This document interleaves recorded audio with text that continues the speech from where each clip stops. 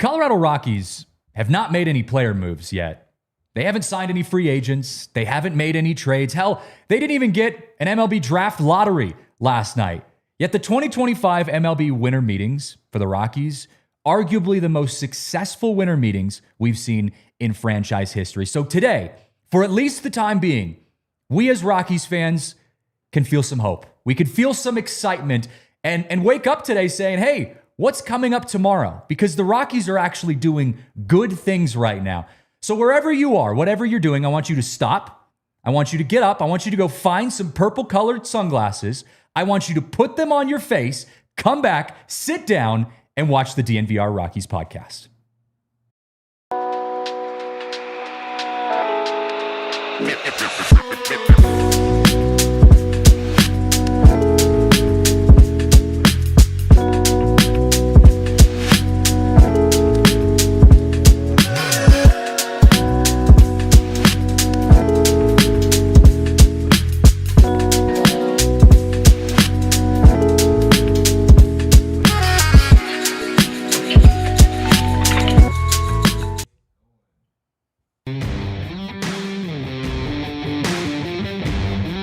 Welcome in, everyone, to the DNVR Rockies, the new look DNVR Rockies podcast. It is a glorious Wednesday afternoon. We're going live a day later than we normally do, but for good reasons. We just returned back from Orlando, from Major League Baseball winter meetings last night, and we have an absurd amount of things to talk about on the show. You have donned, as my instructions suggested, you have donned your purple-colored sunglasses. My purple glasses, they stay in my car at all times. I was hopeful that they did, and they were there. They were there. They're ready to rock. And we are feeling all sorts of ways this morning. Now, we have a lot to talk about on the show. One of the first things that we're keeping an eye on, as comments in the chat says, we've got the Rule 5 draft pick, the Rule 5 draft coming up, literally, I think, now.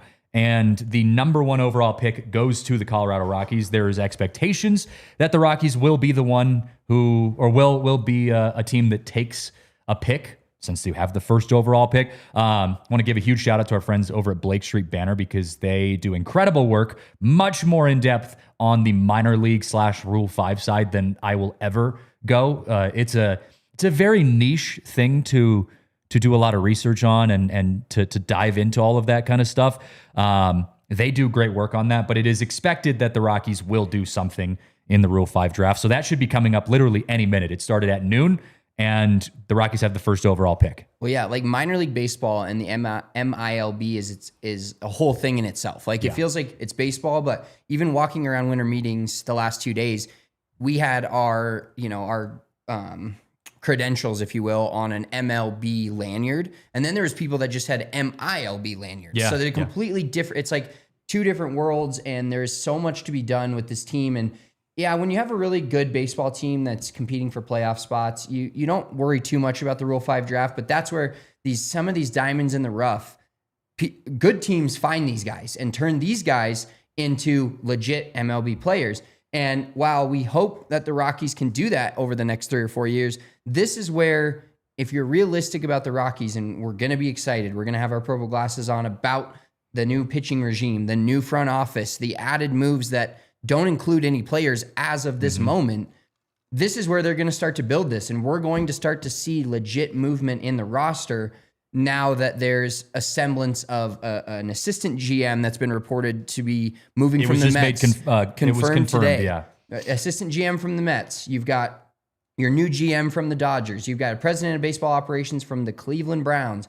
You've got a pitching regime from the Tigers, the Marlins. This is as external as the Rockies have ever been, hiring their decision makers, if you will. And innovative. I mean, it's so outside of the box. Yes. The amount of times, I think if we met with Paul, we met with Warren, and then we met with Paul and Warren. We met with them probably 3 to 4 times over a 2-day span. I think the phrase used the most was nothing is off the table. Yeah. When it comes to this team and building this team and dealing with altitude and trying to figure out this equation that is winning baseball games at 20th and Blake. And I feel confident, especially after watching Moneyball on the way home, that this is the right group to do the job for the Colorado Rockies. And that is a fact. I did that. We were both, I watched Moneyball on the way there and Spencer watched it on the way back. And I was like getting emotional sitting there watching little Jonah Hill, who looks and acts nothing like Paul DePodesta. I'm like, all right, this is our guy. This is our guy who's tasked with rebuilding this team. There's a lot happening right now, and it took a while. A lot of these winter meetings was just us sitting around and waiting. But we saw a little bit of news yesterday. Kyle Schwarber getting extended by the Phillies. That wasn't a huge surprise, but, good for him. Edwin Diaz going to the Dodgers. Absolutely disgusting to see that fall through. Right after Dave Roberts in a press conference or in an interview on the middle of the stage at MLB Winter Meetings, they had a bunch of, Paul DePodesta did something up there. Warren Schaefer did something off to the side pre-recorded. They were throwing managers and presidents and GMs all up on the stage. Dave Roberts' exact quote, "We like the team we have. I don't think we see a splash move." And basically the most dominant, or if not one of the most dominant closers in baseball heads to the Dodgers, where everybody's got a chink in their armor. The Dodgers just won the World Series, but the one chink in their armor was their bullpen, and especially later in the innings, as you got deeper in that bullpen, who is going to close games out for them? They successfully did it. They won the last game of the season, but now they add Edwin Diaz, who was just dominant all of last year and has been dominant basically since he came to the MLB. Oh, 100%. I want to get to a super chat here. Lux in the chat says, what are your thoughts on Pete Alonso to Baltimore? That was huge, and good for Baltimore, man. They're a team that I'm going to make a Rockies comparison here, but it's different. But like, they had their own version of a rock bottom last year. They should have been so much better. They said they won 107 games the year before that, and so they've gone like 60 something wins, then went 107, and then hit rock bottom again last year, and now are going clearly all in with Pete Alonso and basically saying, "Hey, we're going to give you $1 million more per year than Kyle Schwarber got from the Phillies," because they were in on Schwarber as well. And so I think it's awesome to have him out of the National League for when the Rockies start contending in the National League. But Pete Alonso to Baltimore is an chips in the center of the table move. You see the Blue Jays. We watched Dylan Cease's press conference yesterday. Mm-hmm. They paid him $210 million over 7 years. Their chips all in. And as tough as the NL West is, I'm glad we are not in the AL East right now because it is murderer's row there. And look, we have a ton of Rocky stuff to talk about, and so I don't want to spend too much time on the national baseball side of things, but it was interesting that it was just kind of quiet for a while. I mean, last year we had the Juan Soto sweepstakes. The year before that, it was the Shohei Ohtani sweepstakes, right? And this year, it's like, Dylan Cease is probably going to be the biggest free agent that signs. $210 million isn't chump change, but it's something. You got, Pete Alonso, who signed for $1 million a year more than Kyle Schwarber signed. The Pirates seem to be buyers this year. They're in the mix on all of these things. Like, it's just interesting. It's interesting to watch how these things are going down. And it looks like our first Rule 5 draft pick coming through. RJ Pettit is what I see in the chat. Yes, Scott, I am refreshing the Rule 5 draft page as we speak. But RJ Pettit is the one that gets brought up. Let me check the sources here for a second. RJ Pettit. Yep, it is RJ Pettit. So the Rockies choose RJ Pettit. I will say, I've actually seen RJ Pettit's name come up a couple times. This is the guy that's 6'8", 300 pounds. And this is where I'm seeing it from. And was 10-2 last year in the MILB. He's a pitcher, right? 10-2 right-handed pitcher, 6'8", 300 pounds.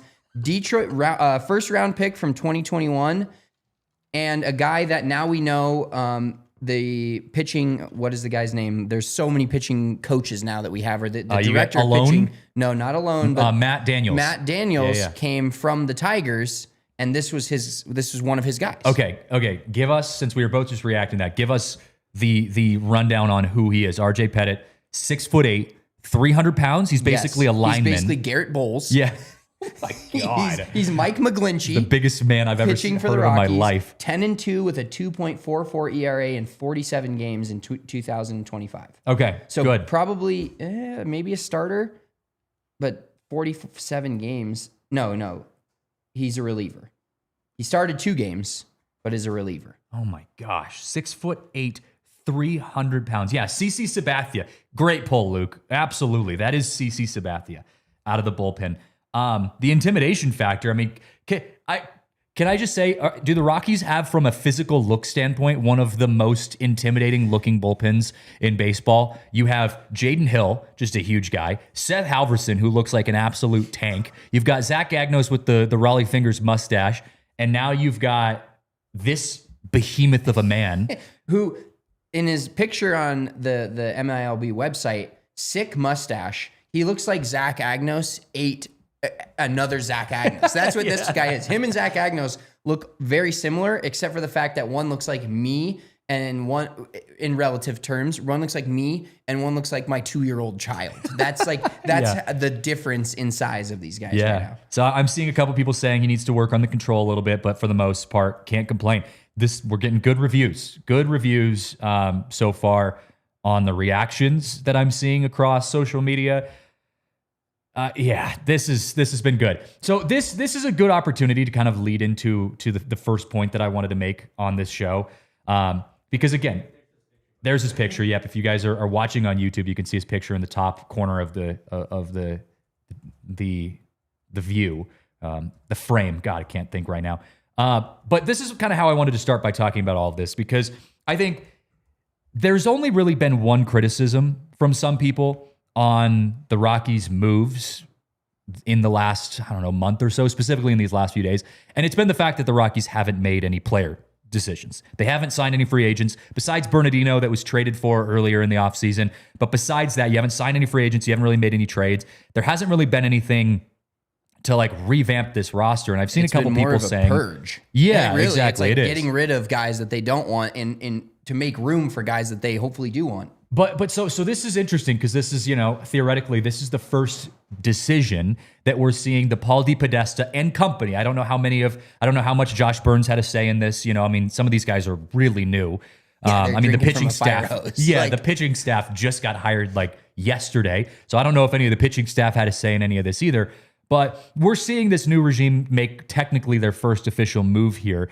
And I wanted to address the fact that, the Rockies haven't made any player moves. And I think, while I understand all of the moves that they've made in the front office, in the organization, yes, it could mean nothing if you don't actually fix the product on the field. You have to recognize that over the last 20 years, 30 years, almost the entire existence of the Colorado Rockies as an organization, there's been a huge dysfunction within the organization, within the process, within the systems that have been in place, that have not allowed this team to flourish. And even when they have had success, it's fizzled out very quickly. The Rockies have never had sustained success. And so we've all been calling for that for years. And then this last year, it all came to a head with 119 losses. The Rockies were the joke of Major League Baseball. Nobody was taking the Rockies seriously. Walker Monfort gets hired and says, you know what? Our priority needs to be, we got to fix this organization. We've got to get a better foundation. And you and I have been sitting here saying that for a long time. We were worried maybe they aren't going to make these decisions because you have a lockout possibly coming in 2027. If I'm looking at the fact that the Rockies haven't signed any players yet, truly, in free agency and or trades, I'm not concerned about that in the slightest right now. You've got to get that foundation figured out first. And the Rockies are absolutely knocking that first step out of the park. They have expanded their pitching staff to 4 people. They've got a new assistant GM. They've got a new GM. They've got a new president of baseball operations. They've got a new chief revenue and strategy officer. And all of these people are outside hires. I can't see anything wrong with the approach that the Rockies are going at. And I'd rather them take their time, focus on getting that right first, and then get all those people, onboarded. Get them all accustomed to each other. Get them all on the same page. And then once this season starts, then you start making some decisions. You see what you have to work with. You get a trade deadline coming up, and you start figuring that out for 2027 and beyond. Exactly, because think about this, Rockies fans. Yes, we are the major league team is not in the best spot right now. We know that. We dealt with it for 162 games. We saw 119 losses. We've seen 3 100-loss seasons in a row. But there's steps to this. There's levels to this. And imagine if what we're seeing today, which, yes, too late. I don't blame you if you think it's too late. This should have happened a while ago.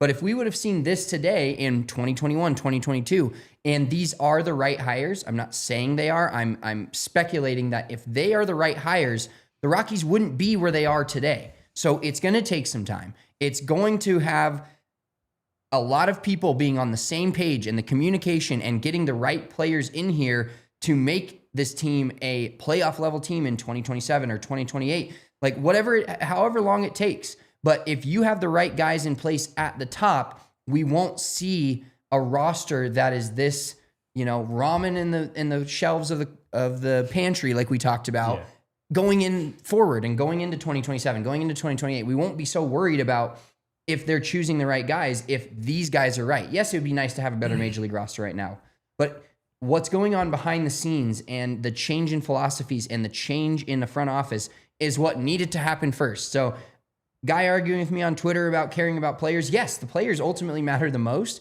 but you can't get good players unless you have good people choosing good players. And people on the right page. Like, you're on the same page too, right? All these people are just, like you said, they're drinking from a fire hose. We talked to Josh, and Josh, although he was definitely a little bit more caught up, he was still like, man, I'm still trying to learn the players and the ropes and all this kind of stuff, right? I mean, he's been hired for like a week. So it's going to take some time for everyone to get on the same page. I think I have faith in Paul DePodesta, who's been here for a couple of months now, to make the decisions that need to be made now. But then you start to make the bigger decisions as a group when the organization kind of catches up to everything, and you can start to have those conversations. We got to take our first break of the show. We have so much to talk about, so many different storylines. Jimmy Herget apparently could be a starting pitcher next year. We got to talk about that. We got to talk about free agents. We've had lots of conversations with the Rockies, the people in charge of the Rockies, and their ideas of how they want to approach free agency. We're going to talk about that. Of course, pitching, huge part about that. We're going to talk about Kris Bryant for like 30 seconds. We have so much. We're going to talk about all of that coming up next. Well, I want to give a huge shout out right now to our friends over at Toyota, because Toyota is the official vehicle of DNVR. And I mentioned last week that, I was excited. I have a relatively new Toyota 2024 RAV4. And the cool thing about going into the winter seasons is Toyota has so many great vehicles that can handle the roads in Colorado. And it was snowing last week, and I actually got to drive my Toyota for the first time in snow. And man, that thing was a beast. I absolutely love driving my new Toyota in the snow, in the rain, the mud. I was up in the mountains a couple weeks ago doing some hunting and got to drive it in some different terrain, and it's just incredible. So whether you're like me, you like to get outside, or maybe you just want to be able to commute safely to work within Denver, you got to get on the Toyota train. They've got all-wheel drive, four-wheel drive. They've got trucks, SUVs, so many different choices. You cannot go wrong with a new Toyota. So if you are in the market to get yourself a new Toyota, visit your Front Range Toyota stores at a location near you. AutoNation Toyota, Arapahoe and Centennial, Corwin Toyota in Boulder, Groove Toyota in Littleton, Mountain States Toyota in Denver, Stevenson's Toyota East in Aurora, and Stevenson's Toyota West in Lakewood. Toyota is the official vehicle of DNVR. Well, I also want to give a huge shout out right now to our friends at Shady Rays, because we are all decked out in Shady Rays here on the DNVR Rockies podcast. I said it before the show started. You got to be putting on your purple tinted glasses, and today's the day. If you've got your Shady Rays with you, break out those purple tinted glasses, because it's all Colorado Rockies takes. And the cool thing about Shady Rays is that they have so many different designs, so many different customizable options, so that you can get whatever color you want, whatever design that you want, and you can get the design and color that fits you, so you can look good, you can feel good. Like Mr. Purple in the chat, when you're heading out to the Rockies game, you've got some purple sunglasses to have you covered. Shady Rays is truly, truly the best. They've got polarized options. And the cool thing about Shady Rays is if you break them, if you lose them, they'll actually send you a new pair for free. So many awesome things with Shady Rays. And right now, we've teamed up with Shady Rays to bring you an exclusive offer. Head to shadyrays.com and use code DNVR for 35% off polarized sunglasses. You can try for yourself the shades rated 5 stars by over 300,000 people. All right, welcome back here on the DNVR Rockies podcast. I wanted to, before we get into, we're going to talk about pitching next. There's a lot of pitching conversation to be had. But I wanted to get kind of a quick vibe check, because, and give you guys some insight on kind of our experience, because I haven't been to a lot of winter meetings. I went to a winter meeting last year. That was the first one, but I'm very glad that I did get to go to winter meeting last year, because I can kind of compare the winter meetings in Dallas last season for the Rockies and what we saw this year. And it truly was just night and day from what we saw last year. Last year, it was Bill Schmidt, who I never saw once out in the lobby. I never saw him wandering around talking to other people. I never saw him having meetings. And I don't know, maybe he was, but I never saw him doing any of that kind of stuff. We got invited up to his hotel room. We sat down with him for about 15 minutes. We had a very, I don't know, kind of tense conversation. I mean, as Bill Schmidt, he just doesn't talk a lot. We talked about, this upcoming team, and we moved on. And that was it. We talked to Bud Black a little bit off and on, but that was the entirety of last winter meetings. This winter meetings this year could not have been a different vibe. We were seeing our guys wandering around, talking to other people. They were having meetings set up. They had a packed schedule. We were talking to some of the Rockies communications directors.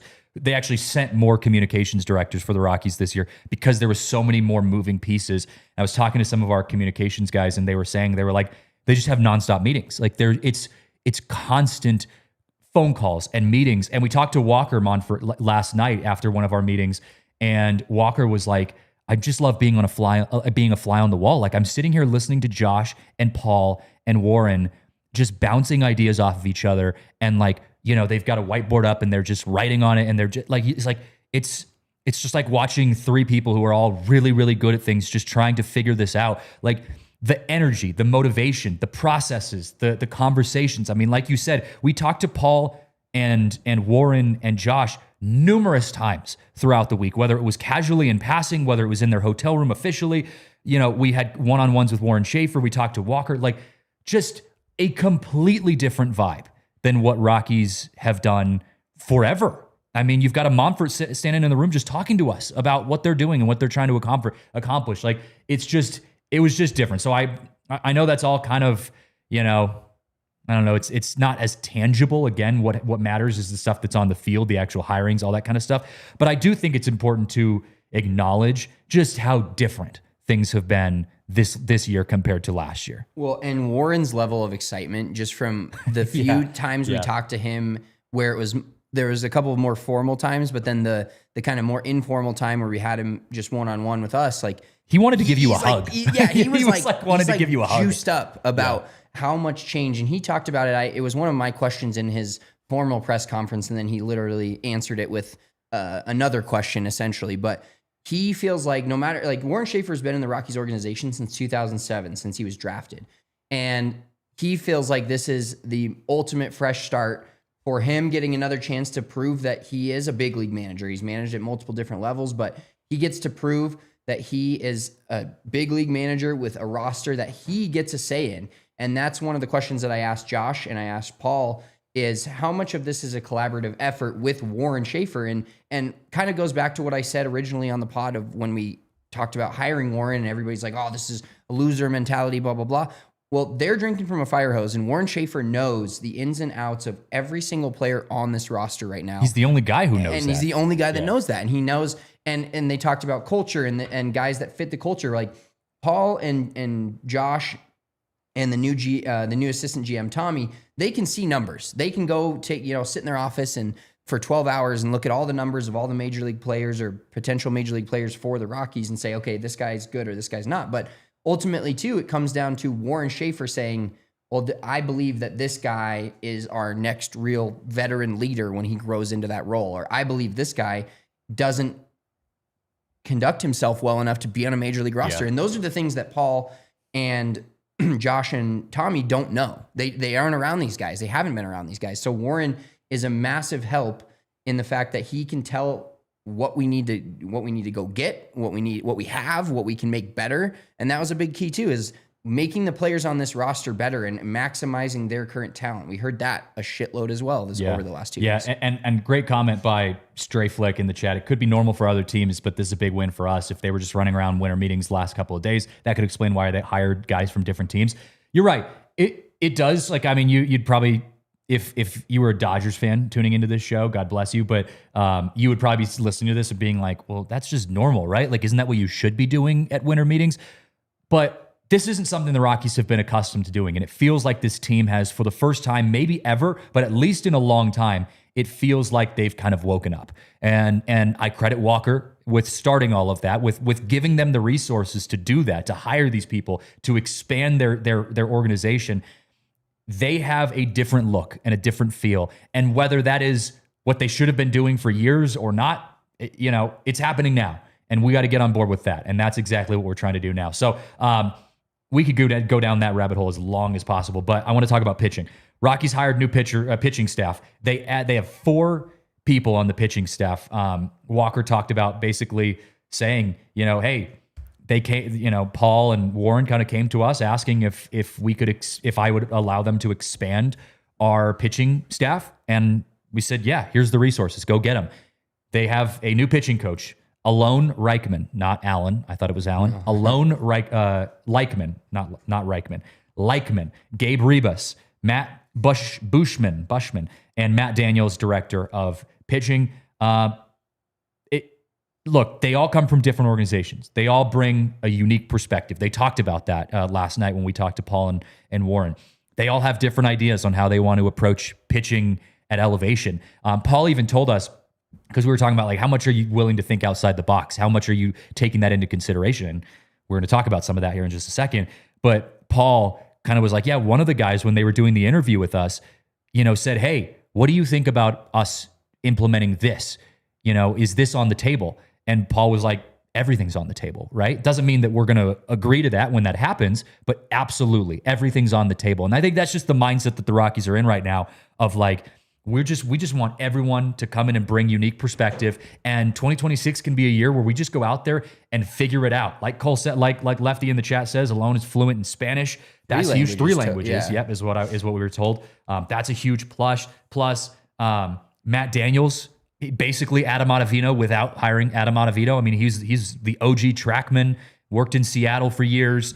Or Driveline, I mean, use TrackMan, but Driveline. And how this kind of looks, guys, so is good. Basically what they were describing to us when we met with Warren and Paul yesterday, right before we left, actually, they finally released this news and then they talked to us about it in their hotel room, is Matt Daniels as the director of pitching is a quote unquote office job. Matt Bushman, Gabe, and Alone all have jerseys on. They're part of not the roster, but they're in the dugout. Matt Bushman will be in the bullpen. Gabe Rebus and Alone Leichman will be in the bullpen, but also in the dugout working with the pitching staff. Matt Daniels is more of the guy that he's in an office, doesn't have a jersey on, doesn't have a uniform on, but he will also be helping Josh and Paul and everybody in the front office deciding on pitchers. And not that the other 3 guys won't help with free agents or guys that they're trying to sign or guys that they're trying to trade for, but Matt's main philosophy will boil down into Alone, Gabe, and the other Matt, and then they will all put their ideas together in order to figure out pitching at altitude. But Matt Daniels will be more of the guy that's working hand in hand with the GM, the assistant GM, and the president of baseball operations in deciding scouting, hiring, and who we are going drafting. to get. Like the players that they are going to pick are going to be it's going to be a lot of collaboration, but Matt Daniels in the pitching realm will be the head of that from the offices in quotes at Coors Field. Yeah, absolutely. I want to give a quick update. I see Stray in the chat also brought this up. Rockies did select TJ Shook from the Mets AAA team. Shook in the Rule 5 draft. Shook had a 2.41 ERA, 6-2 last year, 56 innings pitched. I don't know anything else about him. But he's a pitcher. He's a pitcher. Went to USC. Everybody in these closed door meetings, if you will, or whatever, they're all recorded and the stuff we talked about. You've got all your Rockies reporters, the Thomas Hardings, Patrick Lyons, Patrick Saunders, Kevin Henry, friend of the program. Everybody was kind of asking, and some of the certain guys were like talking about Brenton Doyle or talking about Jordan Beck or talking about Hunter Goodman. And not that they pushed those questions off, but they diverted the talk to pitching so many times. And how could you not? The Rockies had by far the worst ERA in the MLB last year. They were focused on pitching. And granted, this was an old regime, but remember the draft in June? Ethan Holiday, we got a few other position players, and then 11 straight pitchers. And I'm saying, like, this is an old regime, doesn't have anything to do with these guys, but the new regime as well, now you see 2 Rule 5 picks, both pitchers. Yep. They are trying to revamp this pitching staff, not only at the major league level, but the whole way through, and get guys in here that they can teach and they can mold into being pitchers that will be successful at altitude. Yeah, and also they did, not on the pitching side, but they did pick up, confirmed today, assistant GM and former longtime Met, Tommy Tanous, I believe is how you say his last name. And Mets fans, Tanous? Yeah. Don't really know, but we got a lot of weird names on the Rockies, but I guess that's probably we need a pronunciation guide for the coaching we staff. do need a coaching staff pronunciation guide. That's a great get there. But I know Mets fans are just crashing out. And I mean, I said go look through. And I know Mets fans have a lot of other things to worry about player-wise. But it sounds like Tommy really revamped the drafting and developing, the scouting of the Mets. That was, I mean, I'm seeing a lot of Mets fans who are like actually giving relatively level-headed takes to this and talking about how, I mean, he just renovated their entire farm system, took them from being one of the worst farm systems in baseball and literally got them to being one of the best farm systems in baseball. And they've been that way for a long time. So Tommy was a huge hire. Mets fans were pissed about that. And I was going to say, man, you don't really normally see other fan bases pissed about the Rockies poaching people from them, but that was a big one. So that's huge. So it's just, you're getting people in place who, when you have players that are there that you can actually work with, when you have actual talent to work with, you can not only bring in that talent, but then you can get the most out of the talent that's here. So we got to take our second break of the show. After the break, though, we got to talk about free agents. We're moving quickly here. We've got a lot to cover. Free agents, Brenton Doyle is going to be in that conversation as well. Felix, I saw you mention that earlier. So we're talking about that and more coming up next. Got to give some massive love to our friends right now over at Brunt Workwear, because Brunt Workwear, they have the best-selling work boots on the market right now. And I know there's a lot of different, options when it comes to buying apparel, especially stuff that you want to use when you're outside, maybe you're in the snow, you're in the mud, you're in the rain. But I've tried them myself. I've tried Brunt's work boots myself, and I can say from experience, they are truly the best. Whether you are, like I said, in the mud, in the rain, in the snow, like we get a lot here in Colorado, Brunt Workwear, their boots are made for the job sites. But even if you're not out at a job site, if you're shoveling snow in your front yard, they're comfortable, they're affordable, they're durable, and they are built to last. And Brunt, the cool thing about Brunt is they don't just have work boots. They've also got other work gear. They've got other apparel that you can use as well, whether it's jackets or coats or anything like that. So whatever job you have in front of you, whatever outside activity you've got, you got to check out our friends over at Brunt. And with temps dropping and the holiday season coming up, it's time to treat yourself or the hardworking man in your life to real comfort. Skip the throwaway gifts. Get him something built to last. Brunt Workwear, our listeners right now get $10 off your entire order using code DNVR at checkout. That's bruntworkwear.com. Use code DNVR. Order today and let them know you heard it right here on the DNVR Rockies podcast. Well, I also want to give a massive shout out to our new friends over at New Built Construction, because this is a really cool company. I'm a new homeowner, well, relatively new. I bought a home a couple years ago. And, whenever you buy a home, you tend to not think about the worst case scenario. Obviously, you enjoy your home, you enjoy living in it, but sometimes things happen. Emergencies happen, whether it's flooding, whether it's a leaking roof, whether it's plumbing issues. And New Built is a company with licensed general contractors who can help out with any project, big or small. So whenever something happens, like I said, whether it's a big problem or a small problem or just some renovations, whatever you're looking for, New Built is available 24/7. They are truly available literally day and night. So if you wake up and there's a pipe leaking in the middle of the night, or it's 2 a.m. and you've got to get that fixed before your basement floods, you call them. You call New Built and they're going to have you covered. They're going to send some contractors out to your house and they'll make sure they take care of you. They've got incredible customer service and they make it, I guess, as They take some of the stress away. I know it's always stressful when emergencies happen like that, but they can help take some of that stress away because they do so many incredible things. They tackle fire damage, water damage, mold removal, repair services, commercial projects, so many different things. And they're also huge DNVR fans, so we love giving a huge shout out to them. So when the home emergency hits, New Built Restoration and Construction will be there at nubilt.com or 720-903-4254. Again, that's 720-903-4254. Let them know that DNVR sent you. We are back on the DNVR Rockies podcast. We've gotten some questions. We'll wrap this part up with our Tommy Tanis, Tommy Tanous, Tommy Tains, whatever his name is. We're gonna get a pronunciation guide. The new TT. Yeah, there's a lot of nicknames. There's TT. We're calling Josh Burns JB. I think Warren Schaefer's the only one Depot. calling. Yeah. Well, we are not calling it. But we hear that, and so now I'm like, Depot's sick. Yeah, we were talking to Warren, and Warren's like, "Yeah, JB's doing this," and we're like, "JB, what the hell is he talking about?" Tommy was the Mets scouting director under GM Sandy Alderson from 2012 to 2016. In those years, they drafted Jeff McNeil, Pete Alonso, Michael Conforto, Dominic Smith, George Kirby, and Shane McClanahan. So Nice. pretty nice little resume there. And Luck said they also were the ones who drafted PCA. Another good one. Josh Burns also has a deep drafting history of successful players. So a lot of good stuff from the Rockies organization. Okay, I want to wrap up the pitching conversation. We saw a report by Ken Rosenthal. I don't know if you guys saw this yet, but Ken Rosenthal kind of threw this into one of his notes in the MLB trade rumors. Is like, here's a little tidbit. Nugget on the Rockies. According to multiple sources, the Rockies are looking at possibly making reliever Jimmy Herget into a starting pitcher, or a starter, as they say. Now, I don't think it would be your traditional starting pitcher. I don't think you're going to be looking at Jimmy Herget going like 8-9 innings, or like your Kyle Freeland could do. But I do think this is very unique. I think, we've heard the Rockies. We talked about pitching philosophies. We've heard them talk, although we haven't talked to any of the pitching coordinators yet. We've heard Schaefer and Paul talk about thinking outside the box when it comes to pitching.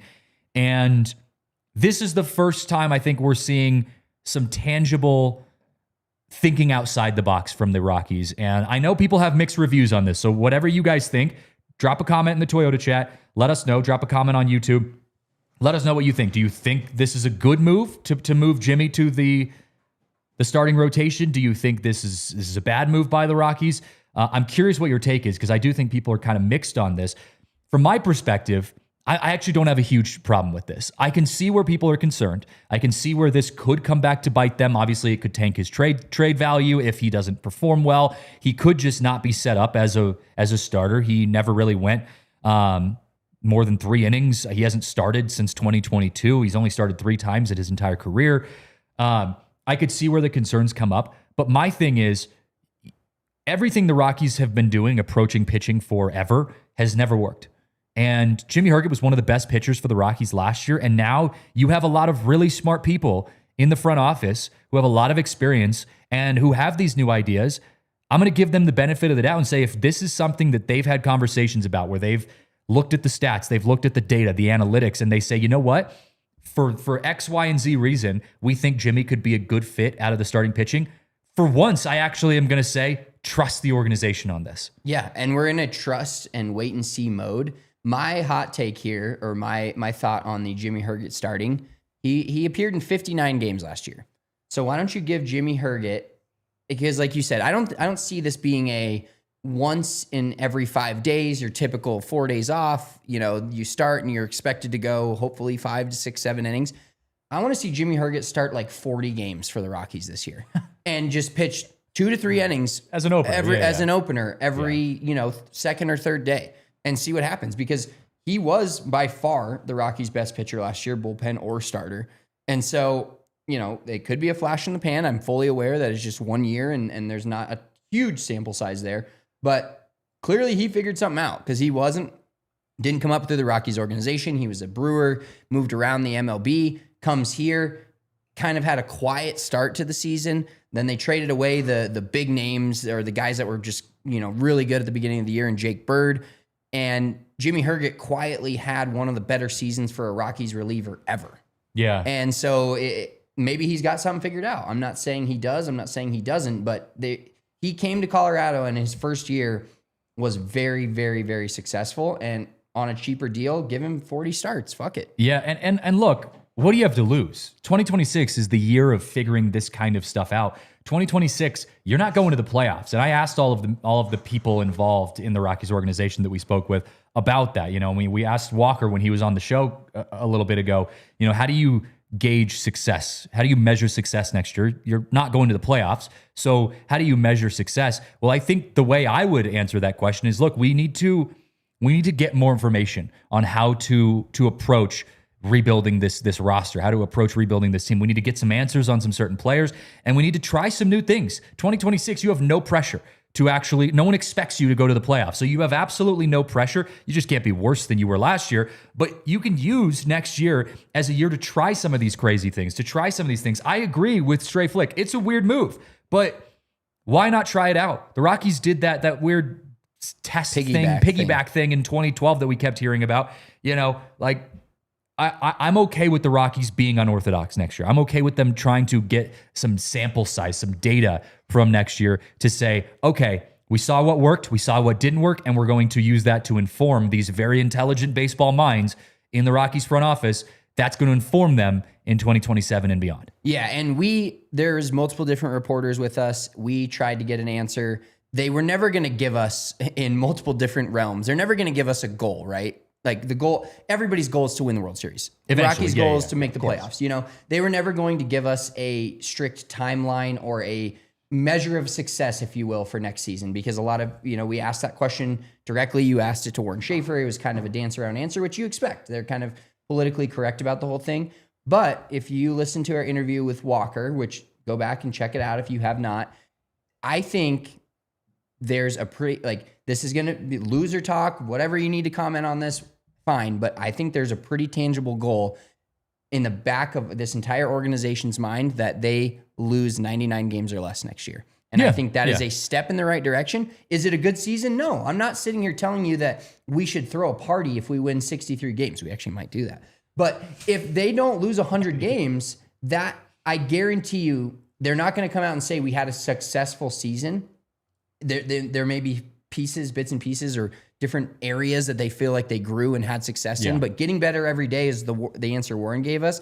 But I guarantee you, this team is looking to win that 63rd game this year, which would be a big jump. 20 wins from last year. But that is, if you want a tangible answer from us, me, not knowing shit about anything and just guessing, losing less than 100 games is kind of that goal for 2026. And that's what Walker said. Now, Paul gave a different answer when I asked him, hey, what's your meter of success for next season? He gave a different answer. And I thought it was actually interesting that each of these different guys gave the answer that they gave. Again, Walker said he wants to see wins, which is fair. We all want to see wins. But Walker said if this team can not lose 100 games, that's a step in the right direction for him for next year. Schaefer said he wants to see specific metrics improving, like walks, strikeouts, those kind of things. Like he wants to see that, and that's the best answer he could give because he's the manager. It's his responsibility to make sure his players aren't striking out that much, and his players are throwing strikes, and his player, those are his things he needs to worry about. And when I asked Paul said he wants to see consistency in the processes within the organization. And that's what he wants to see. And those processes are very outdated. They have not been like that for a long time. Paul talked about holding people accountable, which is huge. We have not seen that in a long time for the Rockies too. So every single person had a different answer to that. But from my perspective, I think 2026, above and beyond just wins and losses, is a year for you to try the Jimmy Herget as a starter, to try these weird things and just see what happens. See if it works. See if it doesn't. Adjust. Make those little, adjustments as the season goes on. And I think we're going to see that. You also are going to learn. You're going to see guys who haven't been within the Rockies organization. All these pitching coaches, probably some hitting coaches that are, going to be hired here soon.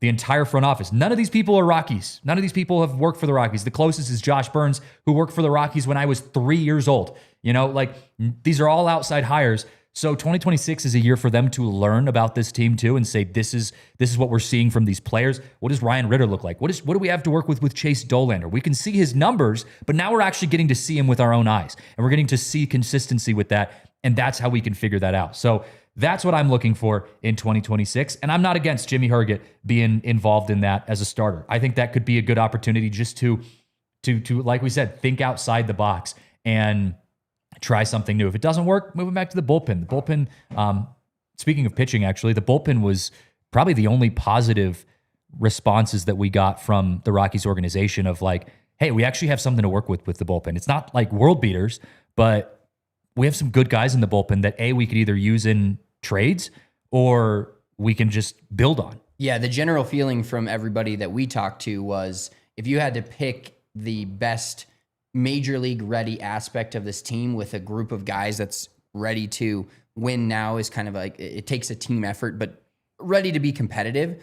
The Rockies bullpen is a decent set of guys when you have them all healthy. When you have Halverson healthy, you have Agnos healthy, you have Victor Vodnik healthy, you have Jimmy Herget healthy. They added the lefty from the Boston Red Sox, Bernardino, which Warren Schaefer went out of his way to mention that.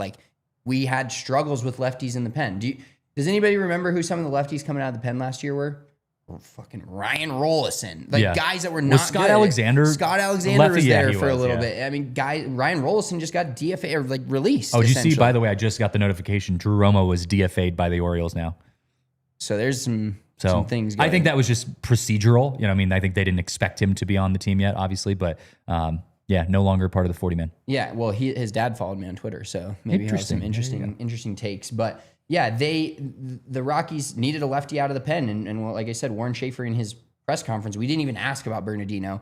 He started talking about how good the pen was, and then it transitioned that into mentioning that they got a legit major league lefty out of the pen that can help them this year and help them secure some of those games. Like these games are going to be wild this year. We don't know what to expect, right? We don't know what to expect, but they still might not win a single game in April. Correct. But it might be helpful if you have one of those games where your offense breaks out at Coors Field and you have a 7-run lead and that starts whittling down to 7-4, 7-5, and you have a few guys in the bullpen that we feel like are major league ready and battle tested in Vodnik and Herget and Halverson if he's healthy, and now Bernardino. Like, you feel like they can close a game or two here or there and actually win some baseball games. Yeah, I agree with you completely. All right, we got to wrap up the pitching conversation. We'll pause for our last break of the show. After the break, Brenton Doyle. Is he the biggest Rockies trade piece? What are the Rockies planning to do with him? We'll talk about the conversations we've had within the Rockies organization coming up next.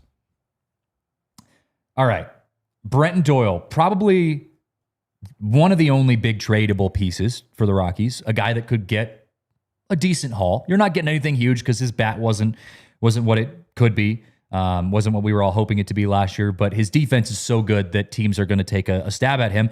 And from the conversations we had both with Paul and Josh, and also now what we're hearing from other reporters not associated with the Rockies, it sounds like teams are very interested in Brenton Doyle. It sounds like the Mets, the Phillies, here, I'll pull this up. I just tweeted about it. But I'd seen Red Sox. I think were the Dodgers in on that one as well. I don't remember. It's on Twitter. But there are a handful of teams that are actively interested in Rocky center fielder Brenton Doyle. So we asked Paul DePodesta about that. And I said this to you and Patrick Saunders after that meeting. I got an interesting feeling from Paul's answer. And I'll write this answer out. I don't have the direct quote in front of me, but I'll write this out and put it on Twitter or something. He gave a very beat around the bush answer, in my opinion. We asked him about, hey, I think it was Thomas Harding who asked him, Brenton Doyle got a lot of some trade interest last year. It didn't work out. What are your thoughts on that? And how do you kind of move forward from that?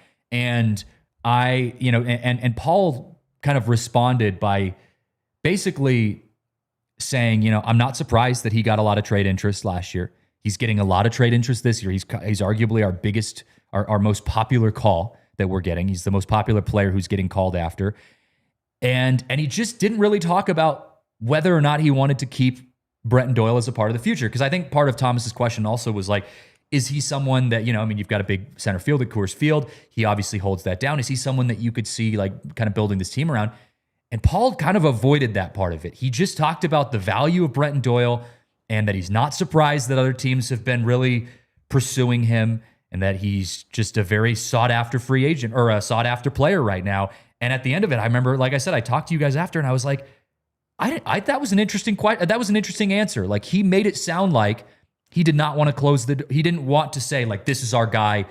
We expect Brenton Doyle to be the guy who we can build this team around in the future. It was like, we'll see what happens. Yeah, and he talked about being strong up the middle, and he was very quick to point out Hunter Goodman by name and Ezekiel Tovar by name, and Brenton Doyle is the next guy that we've talked about, kind of that middle of the diamond, your star position, center field, shortstop, catcher, whatever. And he definitely talked about Hunter Goodman, definitely talked about Ezekiel Tovar and getting him back healthy and what he can be at his peak.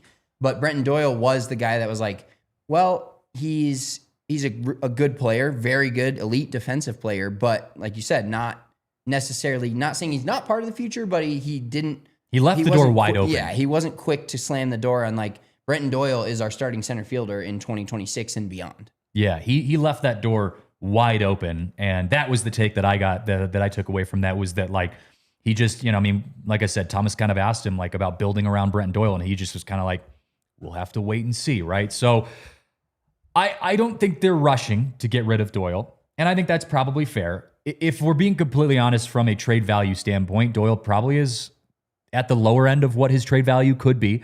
So you might not be able to get the haul that you would be able to get during the trade deadline. So if the Rockies don't move on from Doyle, we could maybe see if his bat picks up at the beginning of the season and the trade deadline comes around. That could end up being a very favorable piece for the Rockies to move. That might be some of the thought processes that are going on behind the scenes. But I also wouldn't be surprised because, like Lefty says in the chat, Doyle being under contract till 2030 is huge. I mean, he is a basically free Gold Glove center fielder that has the ability to hit. Right? Yes, his hitting numbers aren't great, but we've seen him be able to hit significantly better than what his average has shown. And so it's just kind of a matter of, can another team figure out how to do that? And then also, how much do you need a star center fielder? And his athleticism, all of those kind of things are really, really tangible for a lot of other organizations. And it sounds like that, some of the reports coming out show that other teams are very interested in that. So Doyle is a big name. Mickey Moniak, I'm actually shocked and I'm regretting this now. I don't think any of us asked about Mickey Moniak. Not myself, not the Denver Post, not MLB.com. Nobody asked about Mickey Moniak now that I think of it. No, it was a kind of I forgot he even existed. He's a forgotten lad. Like what? Yeah. So I apologize. The Rockies outfield is so crowded with major league players that, either whether they had to play in the major leagues last year due to injuries or we actually think they could be a major league level baseball player, but you got Jordan Beck, you've got Yanquiel Fernandez saw some time, you got Moniak, you've got Doyle, you've got Tyler Freeman who played in right field a ton. Like the Rockies outfield is, when I say stacked, it's all relative terms, but they have a lot of guys out there that theoretically could be major league baseball players and have played and have decent sample sizes in the MLB.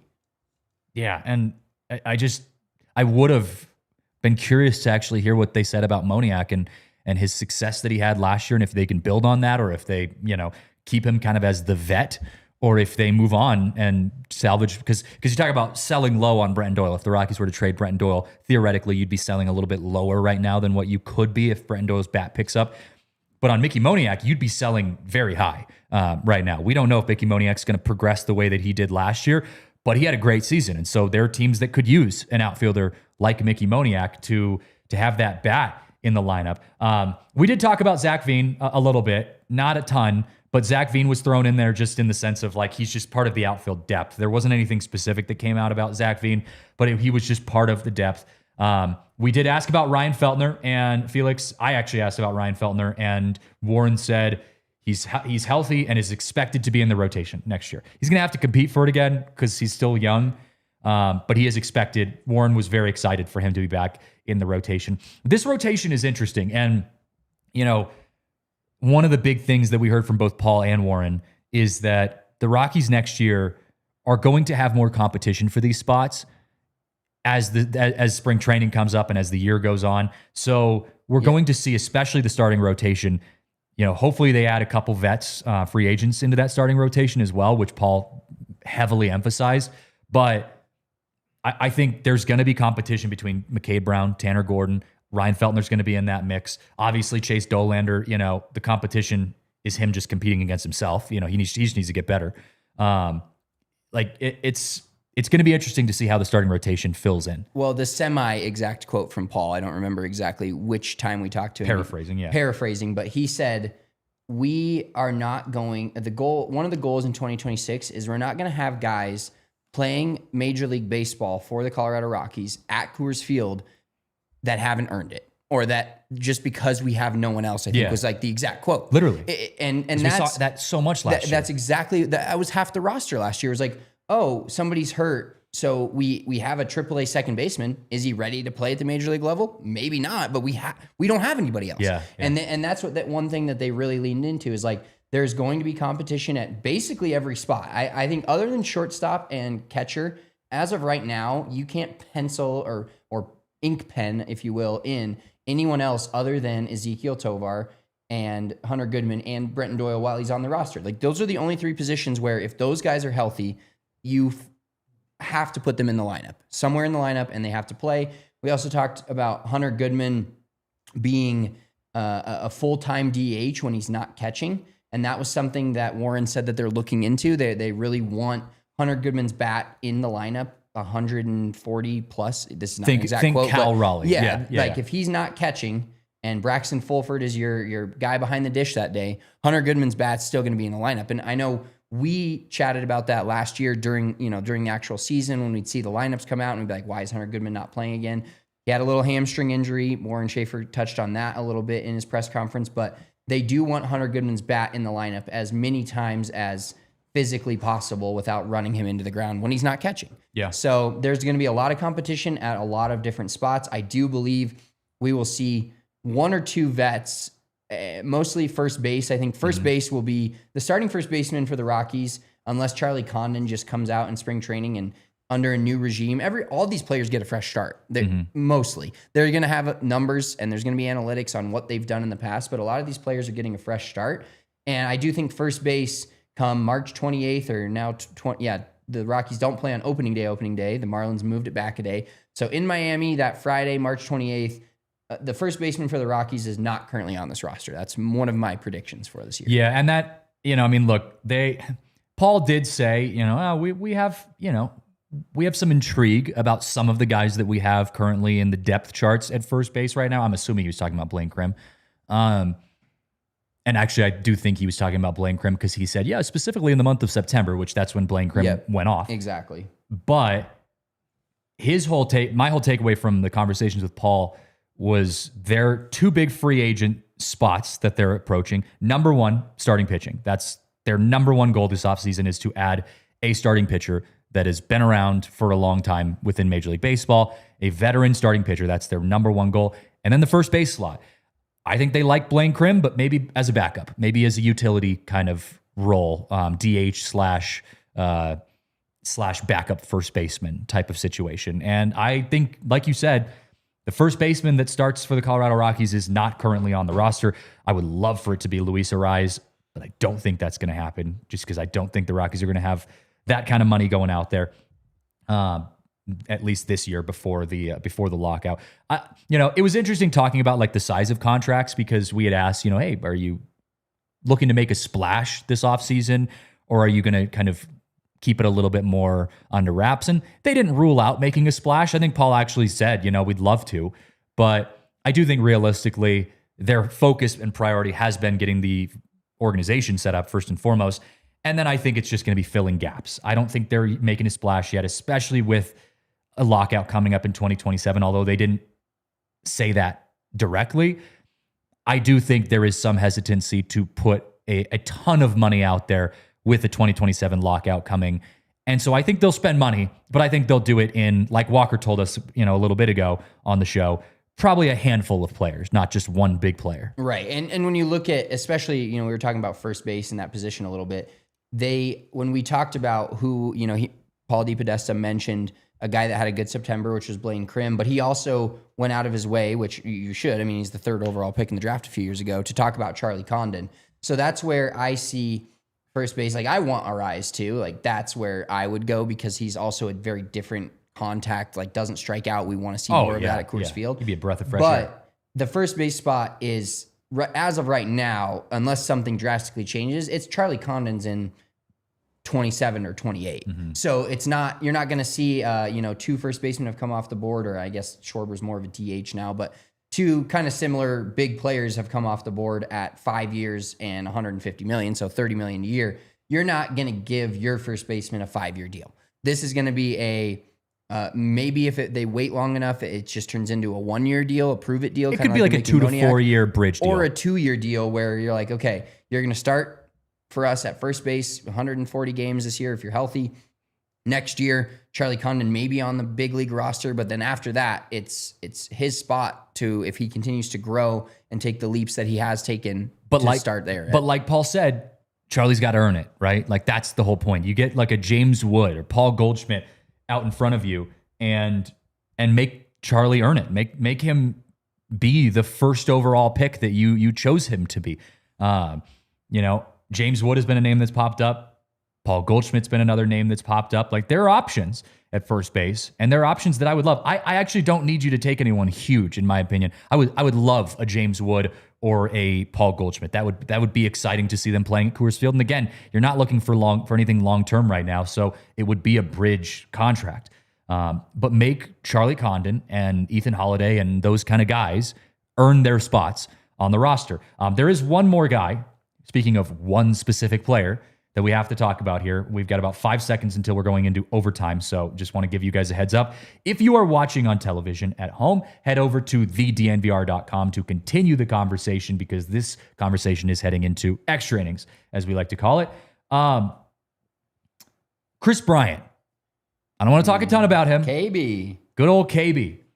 As Bud Black famously last year said, we expect our veteran slugger to be Kris Bryant. There was none of that happening this year. The writing was on the wall. Now, we did ask Paul, Josh, Warren. We asked all of them. We did our due diligence. We had that question go out there, and every single answer was legal. Every single answer was, it's an injury thing. We can't really talk about it. It's an unfortunate situation. We're just going to make decisions when we get more information from the medical team. And that's all I really expected them to say.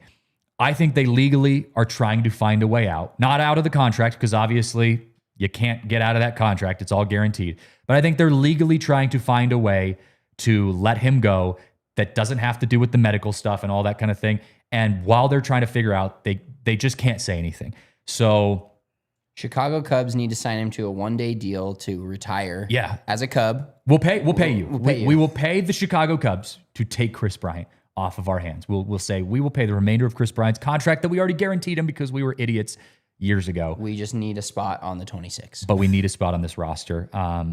So the writing's on the wall. Josh Burns, we asked Josh about this, though. Josh was the only one, because Paul and Warren spoke about it, but it was super fast. I mean, Paul and Warren were both like very in-depth. They were going deep on every single topic. And then, you get the Kris Bryant question, and it was like one sentence answer. But Josh Burns, he was the only one who seemed annoyed. Not annoyed at us for asking the question. I think they all understood we had to ask that question. But he seemed annoyed at the situation that they found themselves in, where he was like basically saying like, look, we know it's a problem. It's medical, but it's a problem that we have to figure out. That was pretty much what he ended up saying, was like, we got to figure this out. So he was the only one who kind of made it sound like, hey, this is something that we are going to address. Not in a he's coming back sense, but in like we need to figure out a way to move on from this. And then Warren Schaefer did also say, we're building our lineup, assuming he's not in it. And that's it. Yeah, it was basically like the multiple years with the Bud Black viral clip that we've heard on the radio or this or that of, we hope the veteran slugger's KB. There's no more hope for that. No, he's done. He's played his last game. Yeah, he's going to, he may be on the roster, he may be paid to leave, whatever it ends up being, but there's no plan for him there's no hope for him to play. Like the Rockies organization is moving on. That is the easiest way to say it. They have to figure out how to do that and what it looks like, but that is where they're fully set on, is moving on. He's not going to DH. He's not going to play first base. He's not going to play in the outfield. He's not going to play anywhere. And he doesn't need to be in the locker room. Like, that's the other thing. It's not. So I used this example yesterday. We were talking as a group while we were eating breakfast. And, Russell Wilson, for example, he got the stupid contract from the Broncos. Everyone knows it was a bad contract. It didn't pan out. But all of his teammates loved him. Every single Broncos player who played with Russell Wilson, give or take, but like the majority of the players, had nothing but respect for him. His teammates in Seattle, for the most part, had a lot of respect for him.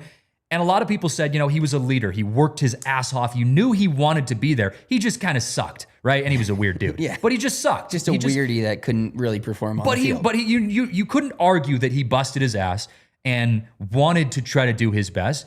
That is not the same for Kris Bryant. This is an organization that's trying to start from scratch.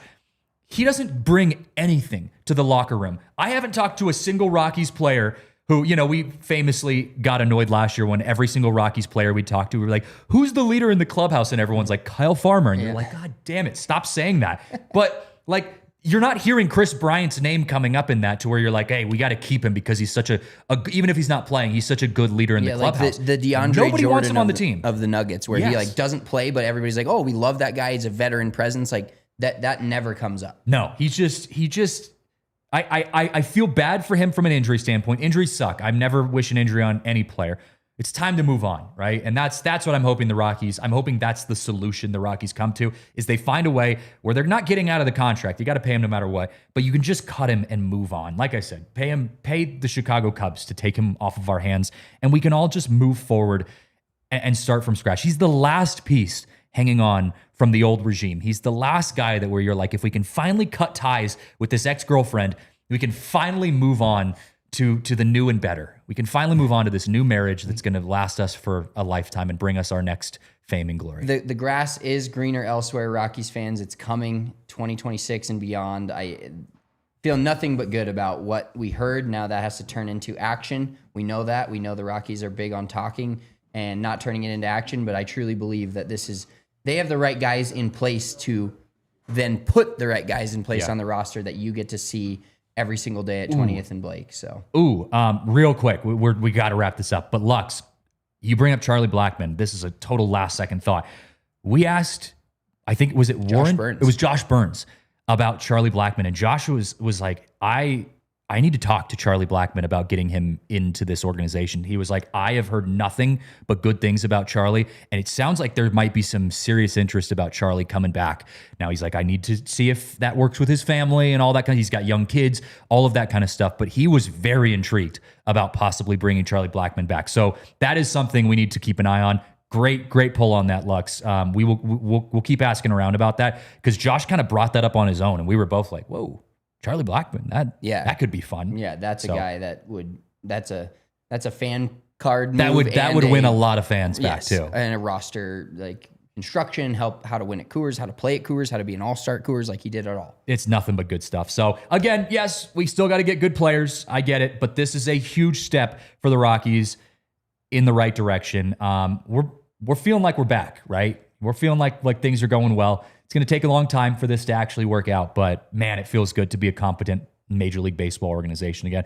Thank you guys for hanging out with us. If there's any breaking news, we of course will be doing an emergency pod. We're back from Orlando, so we're ready to jump back on an emergency pod. But if not, you can follow us on DNVR Rockies if you don't already. Drop us a like, subscribe if you haven't already. Thank you guys for watching. We'll see you guys next time right here on the DNVR Rockies podcast. We all silly like the mayor.